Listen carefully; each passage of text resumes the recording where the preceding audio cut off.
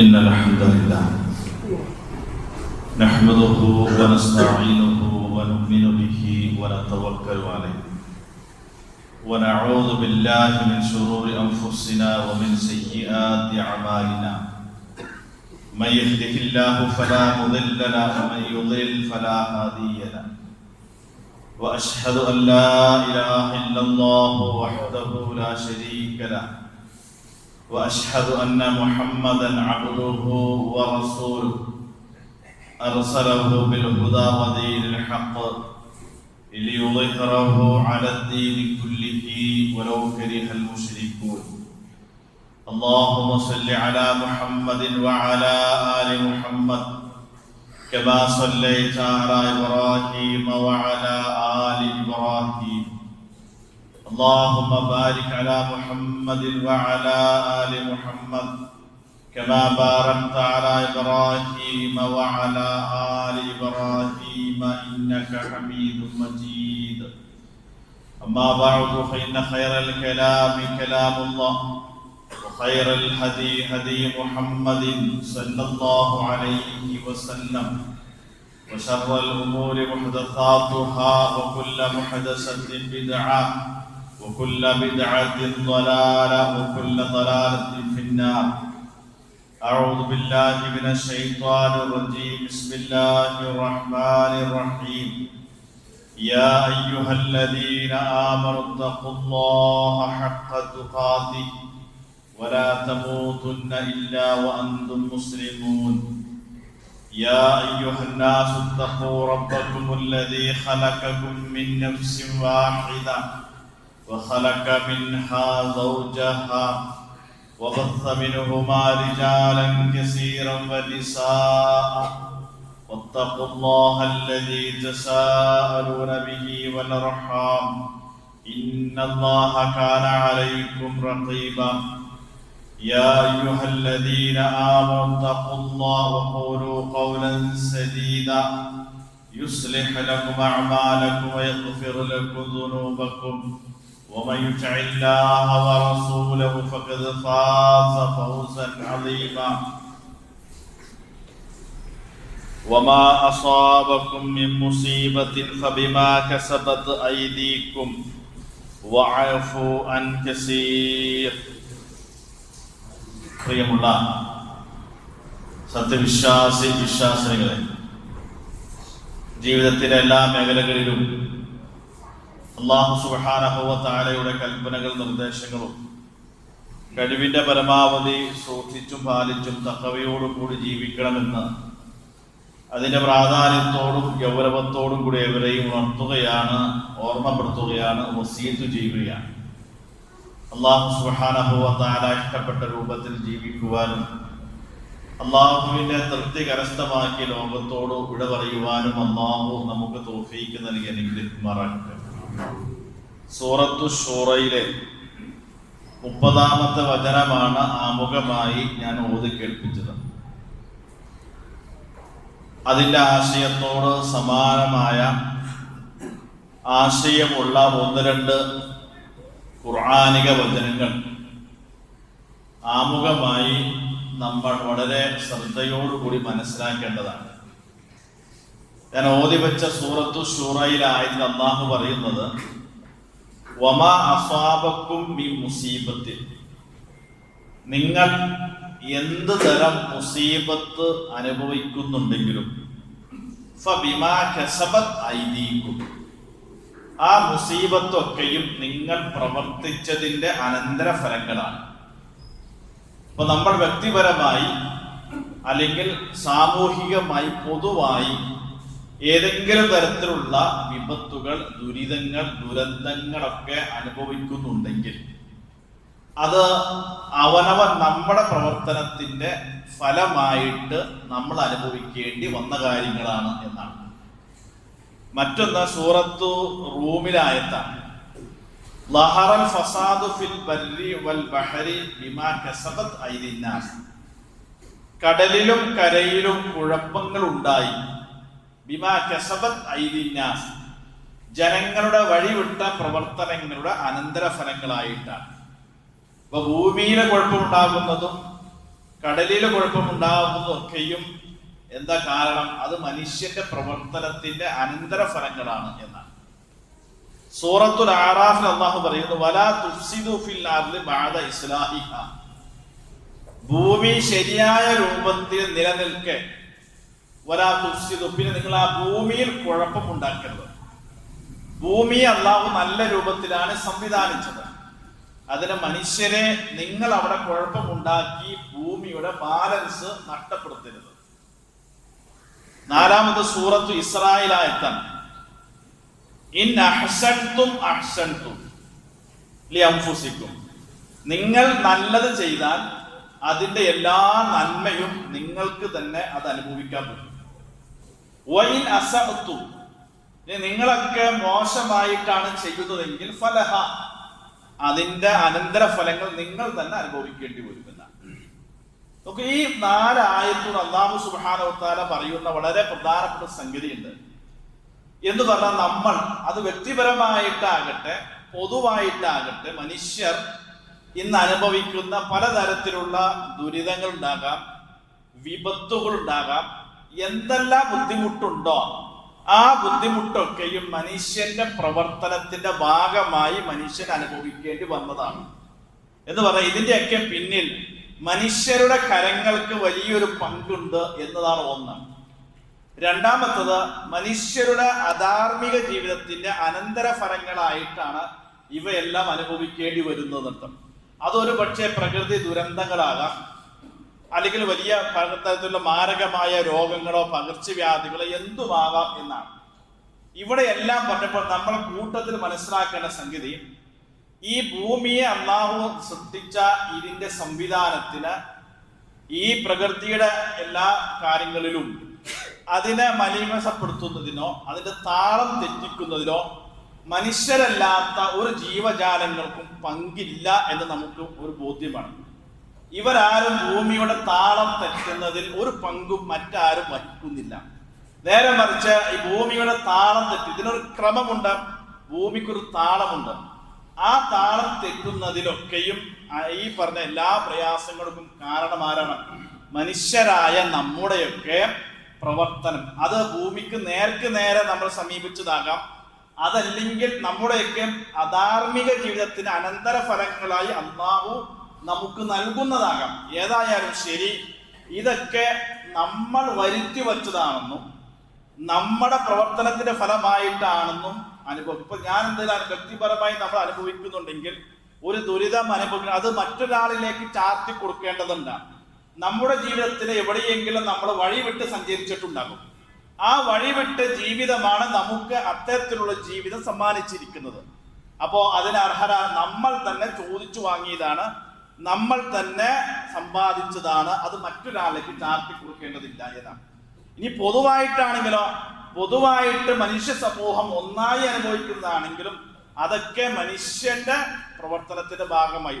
അപ്പൊ മനുഷ്യന്റെ ധാർമ്മിക ജീവിതം ഈ ഭൂമിയുടെ ബാലൻസിന് തന്നെ വലിയ പങ്കുണ്ടെന്ന് മനസ്സിലായ. മനുഷ്യന്റെ ധാർമ്മിക ജീവിതം നിങ്ങൾ അതറിയെങ്കിൽ ഖുർആൻ സൂറത്തു ദുഹയിലും അത് ശേഷമൊക്കെ വിശദീകരിക്കുന്നുണ്ട്. ഭൂമി കൃത്യമായി സഞ്ചരിക്കും എന്നൊക്കെ പറഞ്ഞതിന് ശേഷം വനഫ്സിം വമാ സവ്വാഹ, മനുഷ്യന്റെ ആത്മാവ് തന്നെയാണ് സത്യം, അതിനെ നേരെ ചൊവ്വെ സംവിധാനിച്ച സംവിധാനം തന്നെയാണ് സത്യം. അൽഹമഹ ഫുജൂറഹ വതഖ്വാഹ, മനുഷ്യന് മാത്രമാണ് ധാർമ്മികതയും അധാർമികതയും ബോധ്യപ്പെടുത്തി പഠിപ്പിച്ചിട്ടുള്ളൂ എന്നാണ്. എന്ന് പറഞ്ഞാൽ ആകാശത്തെയും സൂര്യനും ചന്ദ്രനും എങ്ങനെയാണോ സൃഷ്ടിച്ചത് അത് അങ്ങനെ തന്നെ ആ കൽപ്പന അനുസരിച്ചുകൊണ്ട് സ്വമേധയാ സഞ്ചരിച്ചുകൊണ്ടിരിക്കുകയാണ്. അവയൊന്നും ഭൂമിയുടെ പ്രവർത്തനത്തിൽ ഇടപെട്ടുകൊണ്ട് ഇതിന്റെ താളം തെറ്റിക്കാറില്ല എന്നർത്ഥം. അപ്പൊ നമ്മൾ കുറെയൊക്കെ മനുഷ്യർ നന്നായി ജീവിച്ചാൽ അത് എല്ലാവർക്കും അതിന്റെ ഗുണങ്ങൾ ഉണ്ടാകും എന്നർത്ഥം. ഞാൻ ഇത് ആമുഖമായി പറഞ്ഞത്, നമുക്കറിയാം പലതരത്തിലുള്ള രോഗങ്ങൾ പകർച്ചവ്യാധികൾ ഒക്കെ നമ്മുടെ നാട്ടില് പടർന്നുകൊണ്ടിരിക്കുകയാണ്. നമ്മുടെ സർക്കാർ സംവിധാനങ്ങളൊക്കെയും ആരോഗ്യ വകുപ്പൊക്കെയും മറ്റ് മെഡിക്കൽ സംവിധാനങ്ങളൊക്കെയും കൃത്യമായി നമ്മോട് ഇങ്ങനെ ജാഗ്രത പാലിക്കണം, ജീവിതത്തിൽ ചിട്ടയായ ജീവിതം ഉണ്ടാകണം, സൂക്ഷ്മത പാലിക്കണം എന്നൊക്കെ പറഞ്ഞ് നമ്മളെ ബോധവൽക്കരിക്കുകയാണ്. അത് ബോധവൽക്കരണം ഒരു വശത്തോടെ നടക്കും. അതിനൊന്നും മനുഷ്യർ എപ്പോഴെങ്കിലും ഏതെങ്കിലും ക്യാമ്പയിനിൽ പങ്കെടുത്ത് പങ്കാളിയായി എന്നല്ലാതെ അവനവന്റെ ജീവിതത്തിലെ പ്രായോഗികമായി കൊണ്ടുവരുന്നതിൽ ആരും അത്ര കണ്ട് ശ്രദ്ധിക്കാറില്ല എന്നുള്ളതൊരു വസ്തുതയാണ്.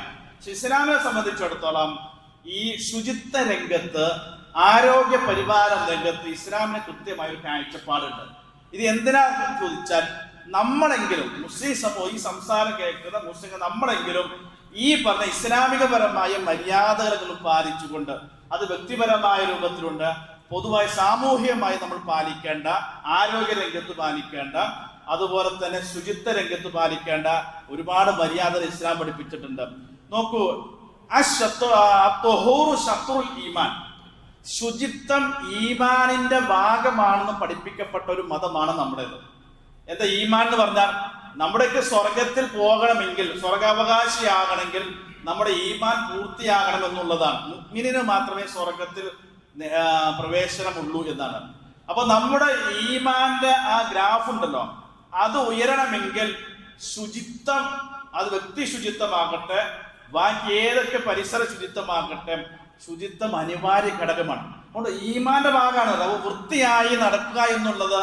അത് നമ്മുടെ ഒരു വ്യക്തി താല്പര്യം മാത്രമല്ല, അത് ഈമാന്റെ ഭാഗമാണ് പഠിപ്പിക്കപ്പെട്ട സംഗതിയാണ്. ഇന്നല്ലാഹ യുഹിബ്ബു തവ്വാബീന വയുഹിബ്ബുൽ മുതതഹിരീൻ. അള്ളാഹു പറയാണ്, ശുചിത്വമുള്ളവരെ, വൃത്തിയുള്ളവരെ അള്ളാഹു ഇഷ്ടപ്പെടുന്നു എന്നാണ് അർത്ഥം. അപ്പൊ ജീവിതത്തിൽ വ്യക്തിപരമായ ശുചിത്വമില്ലാത്തവര്, വൃത്തിയില്ലാത്തവരൊന്നും അള്ളാഹുവിന് ഇഷ്ടമില്ല എന്നതിന്റെ അർത്ഥം. നബി സല്ലല്ലാഹു അലൈഹി വസല്ലമ പ്രവാചകനായി ആദ്യമായി വരികയാണ്. ആ ഹിറാ ഗുഹയിൽ നിന്ന് പേടിച്ച് വിറച്ച് പനി പിടിച്ച് പൊതച്ചു മൂടിക്കിടന്ന ഒരു രംഗ ഖുർആൻ വിശദീകരിക്കുന്നുണ്ട്. അവിടുന്ന് നബിയോട് പറയും, നബിയെ എഴുന്നേൽക്ക്, എഴുന്നേൽക്ക്, എന്നിട്ട് എന്ത് ചെയ്യണം, നീ ജനങ്ങൾക്കിടയിലേക്ക് പ്രബോധകരായി ഇറങ്ങണം. ഇങ്ങനെ പൊതച്ചു മൂടിക്കിടക്കാൻ വേണ്ടിയിട്ടല്ല നിന്നെ പ്രവാചകനായി തിരഞ്ഞെടുത്തത്. നിനക്കൊരു ദൗത്യമുണ്ട്. ആ ദൗത്യം നീ സമൂഹത്തിന്റെ മുമ്പിൽ പോയി പറയണം. അപ്പൊ നീയാണ് അവരുടെ ലീഡർ. അതുകൊണ്ട് വസ്ത്രങ്ങളെ ശുദ്ധിയായി വൃത്തിയായിട്ട് വേണം നീ ഇറങ്ങാൻ. അപ്പൊ നബി വൃത്തിയില്ലാതെ നടന്നുകൊണ്ടല്ലോ, നേരെ മറിച്ച് എന്താണ്, ഒരു സമൂഹത്തിലേക്ക് ഇടപെടുന്ന ഒരാളെ സംബന്ധിച്ചിടത്തോളം ജീവിതത്തിൽ ശാരീരികമായ ശുചിത്വവും വൃത്തിയും ഒക്കെ പാലിക്കണമെന്ന് പ്രവാചകനോട് പറയാണ്. പൊതുസമൂഹത്തിലേക്ക് ഇറങ്ങുമ്പോൾ അങ്ങനെ വേണം ഇറങ്ങാൻ എന്ന് നബി സല്ലല്ലാഹു അലൈഹി വസല്ലമയോട് പറയുന്നതിന്റെ പ്രാധാന്യം നമ്മൾ ആലോചിച്ച് നോക്കും. നോക്ക്, ഇസ്ലാം വ്യക്തിപരമായ ശുചിത്വത്തിന് ഓരോ വ്യക്തികളും മുസ്ലിം എന്ന നിലയിൽ പാലിക്കേണ്ട ശുചിത്വത്തിന് എത്രയോ മാർഗങ്ങൾ.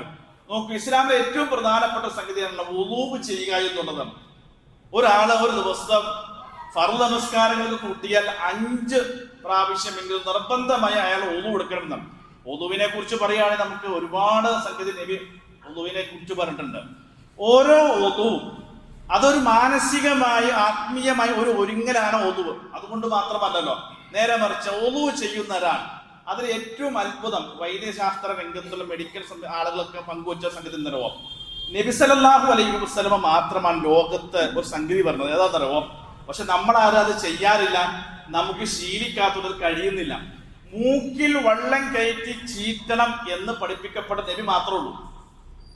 വുളൂ എടുക്കുമ്പോൾ നമ്മൾ സാധാരണ ആളുകൾ വിരലിടുന്നത്, വിരലിടാനല്ല പഠിപ്പിച്ചത്. എന്ന് ഇസ്തിൻഷാക, വായിൽ വെള്ളം കയറ്റി കൊപ്പിളിക്കുകയും മൂക്കിൽ വെള്ളം കയറ്റി ചീറ്റണമെന്നാണ്. അപ്പൊ കയ്യിൽ വെള്ളം എടുത്തിട്ട് മൂക്കിലേക്ക് വലിച്ചിട്ട് ചീറ്റിക്കളയുന്നതാണ് ഇസ്ലാം.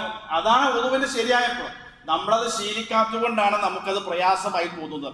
അങ്ങനെ കൃത്യമായി ചെയ്യുന്ന ഒരാളെ സംബന്ധിച്ചിടത്തോളം നിങ്ങൾ ആ രംഗത്ത് പരിചയമുള്ള ആളുകളോട് ചോദിച്ചു നോക്കുക, അതിൻ്റെയൊക്കെ ഒരു ശാസ്ത്രീയ വശം ഇതൊക്കെ വളരെ ഗുണകരമാണെന്നർത്ഥം.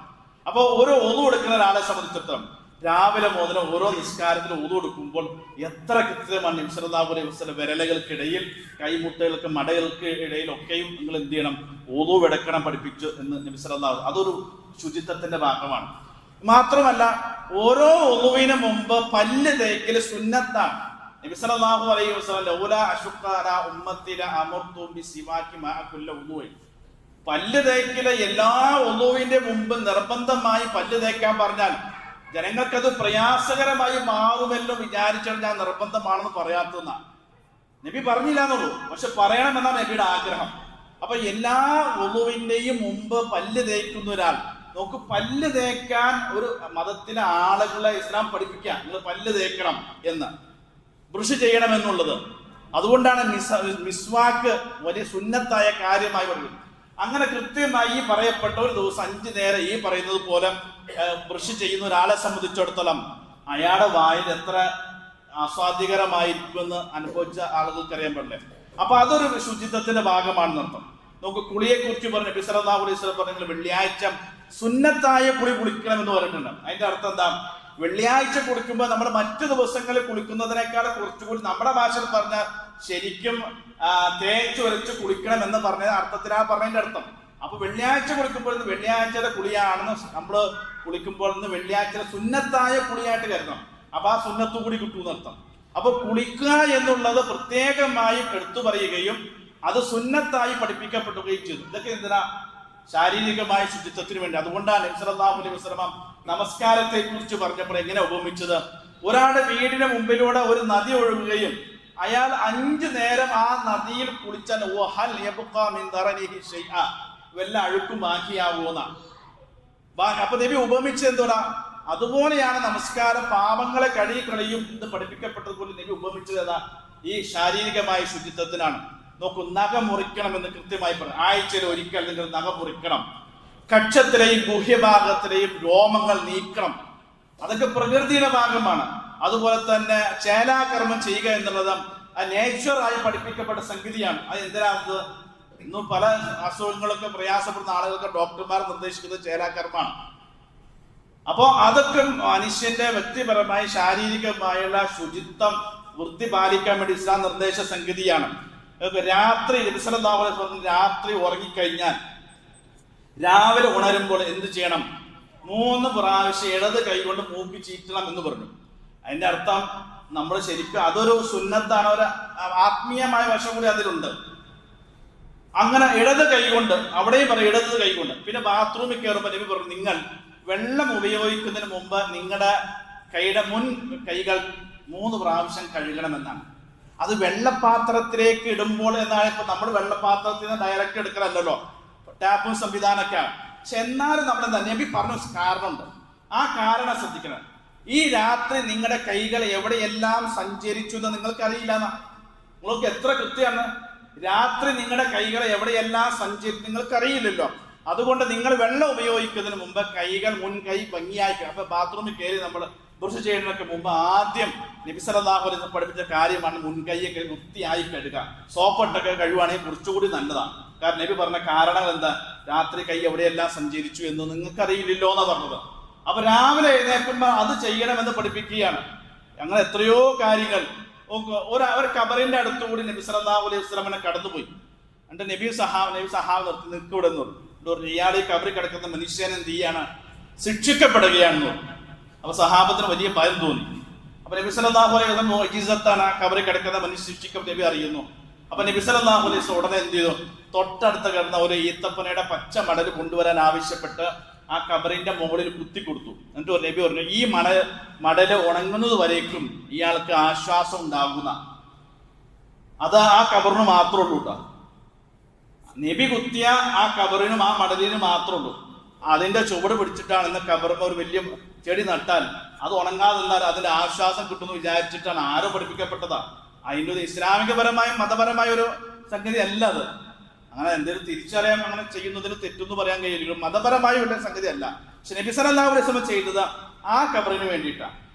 അത് ആ കബറിനുള്ളൂ. അത് ഉണങ്ങിക്കഴിഞ്ഞാൽ അതോട് തീർന്നു എന്നർത്ഥം. അപ്പൊ നബി പറഞ്ഞു, എന്തുകൊണ്ട് ഇയാൾ ശിക്ഷിക്കപ്പെടുന്ന യന്ത്രം? അതിൽ ഒരാള് എന്ത് ചെയ്യാതെ അയാൾ മൂത്രമൊഴിച്ചാൽ ശുദ്ധീകരിക്കാറില്ല എന്നാണ്. മൂത്രമൊഴിച്ചു കഴിഞ്ഞാൽ ശുദ്ധീകരിക്കാറില്ല എന്നാണ്. അപ്പൊ മൂത്രമൊഴിച്ചിട്ട് ശരിയായ രൂപത്തിൽ അത് നമ്മൾ വെറുതെ ശുദ്ധീകരിച്ചുകൊണ്ടായില്ല. നമ്മുടെ ശരീരത്തിൽ ആ മൂത്രത്തിന്റെ അംശമില്ല എന്ന് ഉറപ്പുവരുത്തിയ ശേഷമേ നമ്മൾ അതിൽ നിന്ന് വിരമിക്കാവൂ. ഇല്ലെങ്കിൽ പിന്നെ എന്താ? ആ ഒതു ശരിയാവുന്ന, നിസ്കാരം ശരിയാവുന്ന, ബാക്കിയൊക്കെ ബാത്തിലാവും നടത്താം. അപ്പൊ മൂത്രമൊഴിച്ചിട്ട് കൃത്യമായി ശുദ്ധീകരിക്കാത്ത മനുഷ്യന് കബറിൽ പോലും ശിക്ഷിക്കപ്പെടുന്നു എന്ന് റസൂലുള്ളാഹി സ്വല്ലല്ലാഹു അലൈഹി വസല്ലം പറഞ്ഞ് ആലോചിച്ച് നോക്കൂ, എത്ര ഗൗരവമുണ്ട് നടത്തം. അപ്പൊ അങ്ങനെ ഇസ്ലാം പഠിപ്പിക്കപ്പെട്ട വ്യക്തിപരമായി പാലിക്കേണ്ട ശുചിത്വത്തിന് ഒരുപാട് നിർദ്ദേശങ്ങളുണ്ട്. അതൊക്കെ നമ്മളെങ്ങനെ മുസ്ലിങ്ങൾ എന്ന നിലയിൽ പാലിച്ചു കഴിഞ്ഞാൽ നമ്മുടെ ഒരു ആരോഗ്യ സംരക്ഷണത്തിന് അത് വലിയ ഗുണകരമായി മാറുമെന്നുള്ളതാണ്. പക്ഷെ ദുഃഖം എന്താണെന്നറിയോ? നമ്മളൊക്കെ വളരെ മാന്യന്മാരായി ആളുകൾക്കിടയിൽ നമ്മുടെ ഭാഷ ടിപ് ടോപ്പായി വസ്ത്രമൊക്കെ ധരിച്ച് വൃത്തിയാക്കുന്നു. നമ്മുടെ ശരീരത്തെ സൂക്ഷിക്കുവാനും വ്യക്തി ശുചിത്വത്തിന് എല്ലാവർക്കും വലിയ താല്പര്യമുണ്ട്. പക്ഷെ ആ മനസ്സും ആ മനോഭാവവും ഈ പരിസര ശുചിത്വത്തിന് നമ്മൾ ആരും കാണിക്കാറില്ല. ഒരു കാണിക്കുന്നത് അപ്പം നമ്മുടെ നാട്ടിലുള്ള റോഡുകളിലൊക്കെ ഈ വേസ്റ്റുകൾ അടിഞ്ഞുകൂടി നമുക്ക് പോലും നടക്കാൻ കഴിയാത്ത രൂപത്തിൽ എങ്ങനെയാണ് ഇത് ഏതെങ്കിലും മൃഗങ്ങൾ കൊണ്ടിട്ടല്ലോ അല്ലല്ലോ. ഈ സാംസ്കാരികമായ ഉയർന്ന ചിന്തയും ബോധവുമുള്ള ഈ മനുഷ്യ ജീവികളാണല്ലോ ഈ പണിയൊക്കെ ചെയ്യുന്നത്. നോക്കൂ, ഒരു വഴി മലിനമാക്കുക എന്നുള്ളത് വലിയ ഗുരുതരമായ സംഗതിയാണ്.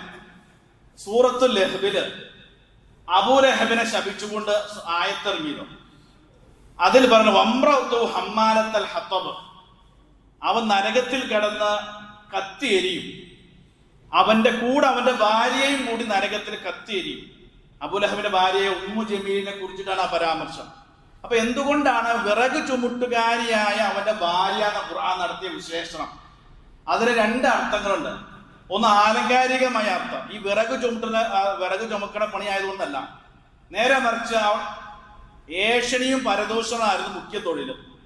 അപ്പൊ ഈ പാപങ്ങൾ ഇങ്ങനെ വഹിച്ചു നടന്നതുകൊണ്ട് ഖുർആൻ നടത്തിയ ഒരു ആലങ്കാരിക പ്രയോഗമാണ് ഈ വിറക് ചുമട്ടുകാരി എന്ന. അതിന്റെ ആലങ്കാരിക പ്രയോഗം. പക്ഷെ അവർ ചെയ്ത വേറൊരു പണിയുണ്ട്, അതുകൊണ്ടാണ് കൂടുതൽ ഉപയോഗിച്ചത്. അവരുടെ ദുസ്വഭാവം, പ്രത്യേകിച്ച് നബി സല്ലല്ലാഹു അലൈഹി വസല്ലമ നടക്കുന്ന വഴിയിൽ കല്ലും മുള്ളും വിറകും കൊണ്ടുവന്ന് എന്നും എല്ലാ വേസ്റ്റ് കൊണ്ടുവന്ന് നബി സല്ലല്ലാഹു അലൈഹി വസല്ലം നടക്കുന്ന വഴിയിലേക്ക് ഇടാം. അതുകൊണ്ടാണ് ആ ശിക്ഷയ്ക്ക് അവർ അർഹരായത്. ഇത് നബിയെ ചെയ്തുകൊണ്ട് മാത്രമല്ല, നബിയെ പലതരത്തിൽ ദ്രോഹിച്ചിട്ടുണ്ടല്ലോ. അവര് പലതരത്തിൽ ദ്രോഹിച്ചിട്ടുണ്ട്. നബിയുടെ ശരീരത്തെ കുടൽമാരിട്ടും. പക്ഷെ ഖുർആൻ കൃത്യമായി ഉപമിച്ചെന്നറിവാം, നബി സല്ലല്ലാഹു അലൈഹി വസല്ലം നടക്കുന്ന വഴിയിൽ ഈ പറഞ്ഞ രൂപത്തിലെ പ്രയാസം ഉണ്ടാക്കിയതിന്റെ ഫലമാണ് അവർക്ക് ആ ശിക്ഷ എന്നത്. നോക്കൂ, ആ ശിക്ഷ അബൂലഹബിന്റെ ഭാര്യയ്ക്ക് മാത്രമല്ല എന്നാ. വഴിയിൽ ഇത്തരത്തിലുള്ള മാലിന്യങ്ങൾ വലിച്ചെറിഞ്ഞ് പൊതുവഴിയെ അല്ലെങ്കിൽ വഴികളെ മലിനമാക്കുന്ന ആൾക്കൊക്കെ ഈ തത്തുല്യമായ ശിക്ഷയ്ക്ക് അവർ അർഹരായി തീരുന്നാണ് മുഫസ്സിറുകൾ പറഞ്ഞു നിർത്തുന്നത്. അള്ളാഹുവിന്റെ ആക്ഷേപത്തിന് അർഹരാത് ആ പണി ചെയ്യാന്നുള്ളത്. നമ്മൾ വലിയ മാന്യന്മാരാണ് വിചാരിക്കുന്ന ആളുകൾ വലിയ വലിയ വാഹനത്തിലൊക്കെ വന്നിട്ട് വേസ്റ്റുകൾ കവറി കെട്ടി വലിച്ചെറിയുന്നത് കണ്ട് എന്ത് സംസ്കാരം അതൊക്കെ. ഇമാത്തത്തിൽ അതാണ് തൊലീക്കി, വഴിയിൽ നിന്ന് മാലിന്യങ്ങൾ നീക്കൽ ഈമാനിൽപ്പെട്ട സംഗതിയാണ്. അത് നേരെ ഘടകവിരുദ്ധല്ല വഴിയിലേക്ക് കൊണ്ടുവന്ന് വേസ്റ്റ് കിട്ടണ്ട എന്നുള്ളത്. എത്ര ഭംഗിയായിട്ട് ആളുകൾ ചെയ്തു പോകണമെന്നറിയാം. ഒരു മടിയ ആവശ്യമില്ല, ഒരു സംസ്കാരവും അവരെ തടഞ്ഞു നിർത്തുന്നില്ല. അവർ മുസ്ലിമാണ്, അത് ചെയ്യാൻ പാടില്ലല്ലോ. തെറ്റല്ല, ഗുരുതരമായ തെറ്റാണ് വഴിയിൽ ചെയ്യുക എന്നുള്ളത്. അപ്പൊ വളരെ ശ്രദ്ധിക്കാൻ നമ്മൾ മാത്രം പരിസരവും ശുദ്ധിയായി സൂക്ഷിക്കണം എന്നുള്ളതാണ്. റസൂലുള്ളാഹി സ്വല്ലല്ലാഹു അലൈഹി വസല്ലം പറഞ്ഞ സംഗതി എത്ര ഉണ്ടെന്ന് അറിയാം. കെട്ടി നിൽക്കുന്ന വെള്ളത്തിൽ നിങ്ങൾ മൂത്രിക്കരുത്. ഒഴുക്കില്ലാത്ത ഒഴുകാത്ത വെള്ളത്തിൽ മൂത്രിക്കാൻ പാടില്ല എന്നാ. എന്താ കാരണം? ആ വെള്ളം മലിനമാകും. ആ വെള്ളം മലിനമാകുന്ന നോക്കിയത് നബി പഠിപ്പിക്കുകയാണ്. നബി പറഞ്ഞു അള്ളാഹുവിന്റെ ശാപം കിട്ടുന്ന 3 കാര്യങ്ങൾ നിങ്ങൾ സൂക്ഷിക്കണമെന്ന് പറഞ്ഞു. അതിൽ ഒന്നെന്താണെന്നറിയോ? ഫലവൃക്ഷങ്ങളുടെയും ജലസ്രോതസ്സുകളുടെ അടുക്കൽ ഇരുന്നിട്ട് മലമൂത്ര വിസർജനം ചെയ്യാം. മരത്തിന്റെ ചുവട്ടിലെ അല്ലെങ്കിൽ ആളുകൾ തിങ്ങിക്കൂടുന്ന സ്ഥലത്ത് ഇരുന്നിട്ട് മലമൂത്ര വിസർജനം നടത്തിയാൽ അള്ളാഹുവിന്റെ ശാപത്തിന് ഇരയാണെന്നർത്ഥം. എന്തിനാണ് വാങ്ങിക്കൂട്ടുന്നത്? ജനങ്ങൾക്കോ ശല്യം. അതിന് പുറമെ അള്ളാഹു അയാൾ ശപിക്കുന്നറിഞ്ഞത് ഈ പണി ചെയ്താൽ. അപ്പൊ ദൈവികമായ ശാപകോപത്തിന് ഇരയാകുന്ന പ്രവൃത്തി നമുക്ക് നിസ്സാരമായി തോന്നും. അള്ളാഹു പറഞ്ഞല്ലോ വൈന്ദന്തായ അള്ളാഹുവിന്റെ അടുത്ത് അത് അല്പം ഗുരുതരമാണ്, ഗൗരവമാണ്. അള്ളാഹു ഇത്ര വിഷയങ്ങളെ കുറിച്ച് പരാമർശിക്കപ്പെടും. അപ്പോൾ അവൾ വളരെ ശ്രദ്ധിക്കേണ്ട സംഗതിയാണ്. മറ്റൊന്ന് നബി സല്ലല്ലാഹു അലൈഹി പറഞ്ഞ സംഗതി ഉണ്ടോ? നമ്മൾ ശ്രദ്ധിക്കാതെ പോകണം. മനുഷ്യരാണ്, ചിലപ്പോൾ തുപ്പാനൊക്കെ തോന്നും. ഈ തുപ്പുമ്പോൾ ഇസ്ലാമികപരം ഒരു മര്യാദ ഉള്ളത്. ഇടതുവശത്തേക്ക് തുപ്പയാണെങ്കിൽ ഇടതുവശത്തേക്ക് തുപ്പാവൂ എന്ന് നബി പഠിപ്പിച്ചിട്ടുണ്ട്. ഇനി അഥവാ നിങ്ങൾക്ക് അങ്ങനെ വന്നാൽ ആ തുപ്പല് നിങ്ങൾ കഫൻ ചെയ്യണം എന്ന് പറഞ്ഞാ ഒഴിച്ചു മൂടുന്നതാ. അപ്പൊ നമ്മൾ എവിടെയെങ്കിലും പരമാവധി അത്ര പൊതു സ്ഥലങ്ങളിലൊക്കെ എന്ത് ചെയ്യാം, ആ രൂപത്തിൽ തുപ്പാതിരിക്കാൻ നമ്മൾ ഇനി അഥവാ നമുക്ക് നിർബന്ധമായ സാഹചര്യം, ചില ആളുകൾ കാറിന്റെ ഗ്ലാസ് തുന്നിട്ട് ആ തുപ്പനാണ് പുറത്ത് പിന്നാലെ വന്നവർ ഒരു മടിയുമില്ല, ലജ്ജയൊന്നുമില്ല. നബി പറഞ്ഞില്ലേ പ്രവാചകന്മാർക്ക് കൈമാറി കൊടുത്ത ഒരു വലിയ വാചകം, അതൊക്കെ നമ്മൾ എഴുതി വെക്കേണ്ട സംഗതിയാണ്. ഇന്ന് പ്രവാചകന്മാർക്ക് താവഴിയായിട്ട് അള്ളാഹ് പഠിപ്പിക്കപ്പെട്ട ഒരു വാചകമാണ്. വഇല്ലം തസ്തഹി ഫസ്ന മാ ശിഅത. ലജ്ജയില്ലെങ്കിൽ ഈ തോന്നിയ പോലെ ജീവിച്ചോണം. എന്താ ഭാര്യ കൂടെ അങ്ങനെ പറയാം, ലജ്ജയില്ലെങ്കിൽ എന്തും ചെയ്തോന്നാ. അത് എല്ലാ പ്രവാചകന്മാരോട് പഠിപ്പിക്കാൻ വേണ്ടി കൈമാറി കിട്ടിയ ഒരു വാചക. അത് എല്ലാ സ്ഥലത്തും എഴുതി വെക്കേണ്ടതാ ശരിക്കും. ലജ്ജയില്ലെങ്കിൽ എന്തും ചെയ്യാന്നുള്ളത്. ഇനി അഥവാ തന്നെ നാളുകൾ തുപ്പിക്കഴിഞ്ഞാൽ അത് എന്ത് ചെയ്യണം, മറ്റുള്ളവർക്ക് പ്രയാസമാകാതിരിക്കാൻ വേണ്ടി മൂടണമെന്ന് നബി സല്ലല്ലാഹു അലൈഹി വസല്ലമയുടെ നിർദ്ദേശമുണ്ട്. എത്രയോ കാര്യങ്ങളുണ്ട്. കുടിക്കുന്ന വെള്ളത്തിൽ ഊതരുത് എന്ന് നബി സല്ലല്ലാഹു അലൈഹി വസല്ലം പറയാം. ഊതി കുടിക്കരുത്.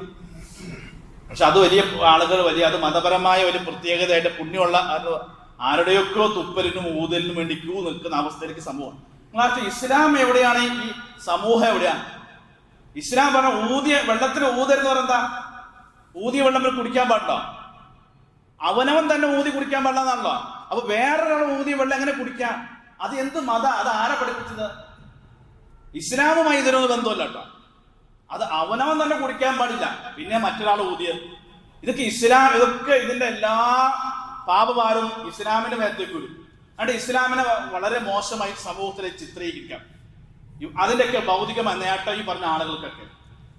അപ്പൊ ഈ പറഞ്ഞ രൂപത്തിൽ ഇസ്ലാമുമായി ഒരു ബന്ധവും ഇല്ലാന്ന് നമുക്ക് ഇതിലൊരു ബോധ്യം വേണമെന്നർത്ഥം. അപ്പൊ ഈ കാര്യങ്ങളൊക്കെ പറയുമ്പോൾ നമ്മളെന്താ ശ്രദ്ധിക്കുക, ഇതൊക്കെ മുസ്ലിങ്ങൾ തിങ്ങിപ്പാർക്കുന്ന സ്ഥലം. ഒരു നാട്ടില് ഏറ്റവും നല്ല വൃത്തിയുള്ള പരിസര ശുചിത്വമുള്ള സ്ഥലം എവിടെ ഉണ്ടാകുന്നത്? മുസ്ലിങ്ങൾ തിങ്ങിപ്പാർക്കുന്ന സ്ഥലത്തല്ല ഉണ്ടാകേണ്ടത് യഥാർത്ഥത്തിൽ. ഇത് മതപരമായി പഠിപ്പിക്കപ്പെട്ടവരാണ് നമ്മളൊക്കെ. നോക്കുക, അപ്പൊ വ്യക്തി ശുചിത്വം അത് ആരോഗ്യ പരിപാലനത്തിന്റെ മുഖ്യ ഭാഗമാണെന്നും അത് മതപരമായ നിർദ്ദേശമുള്ളതാണെന്നും മതപരമായ ബാധ്യത പഠിപ്പിക്കപ്പെട്ട നമ്മൾ അത് കൃത്യമായി പാലിക്കാം. അതോടെ തത്തുല്യമായി ഒപ്പം കൊണ്ടുപോകേണ്ടതാണ് നമ്മുടെ പരിസരവും നമ്മുടെ ചുറ്റുപാടുകളൊക്കെ ഇതേപോലെ ശുചിത്വം പാലിച്ചുകൊണ്ട് നമ്മൾ എവിടെയും കിടക്കുന്നുണ്ടെങ്കിൽ നമ്മൾ വഴിമാറി പോകാന്നല്ലാതെ അതിലിടപെട്ട് നമ്മുടെ റോൾ നിർവഹിക്കാനൊന്നും നമ്മളത്ര ശ്രദ്ധിക്കാറില്ല, ഗൗരിക്കാറില്ല നിൽക്കും. അതുകൊണ്ട് ഈ കാര്യങ്ങളൊക്കെ നമ്മൾ ആരോഗ്യ രംഗത്ത് ഇസ്ലാം നിർദ്ദേശ സംഖ്യകൾ നമ്മൾ ഉൾക്കൊള്ളുക, നമ്മുടെ ജീവിതത്തിൽ കൊണ്ടുവരിക, സമൂഹത്തിനിടയിൽ പ്രചരിക്കുക. അങ്ങനെ ഇസ്ലാമിന്റെ നല്ല വശങ്ങൾ പ്രചരിപ്പിക്കുക, ഇസ്ലാമിനെ ആളുകൾ മനസ്സിലാക്കട്ടെ. അള്ളാഹു അനുഗ്രഹിക്കുമാറാകട്ടെ.